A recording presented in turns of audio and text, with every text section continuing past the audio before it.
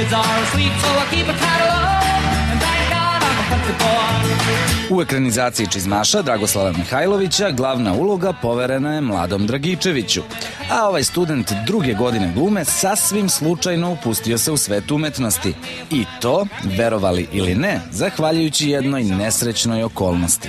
Negde pred kraj treće godine sam trebao da odem u Ameriku da igram košarku i tamo završavam školu, onda sam dobio mononukleozu i tada odlučim da pokušam da upišem fakultet dramskih umetnosti. Miša kraj sebe u porodici ima već dobro poznatu i dokazanu glumicu. Jedno mi predložila da bi možda bilo dobro da probam da upišem glumu. Nisam hteo da tek tako lako odustrem od košarke s kojom se bavim 7-8 godina, ali eto, nekako je tako je trebalo izgleda da bude.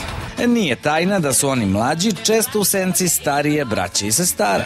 Da imam dve prelepe sestre, Mariju i Tamaru, koje stvarno obožavam. Biće toga uvek, to što ti kažeš, sigurno brat Tamare Dragičević, ali ne, to mi samo nekako drago mi je da imam pored sebe i da mogu da uvek imam na koga da se oslonim. I pored sve te pažnje koju uživa, da li je na svojoj koži osetio prve benefite popularnosti?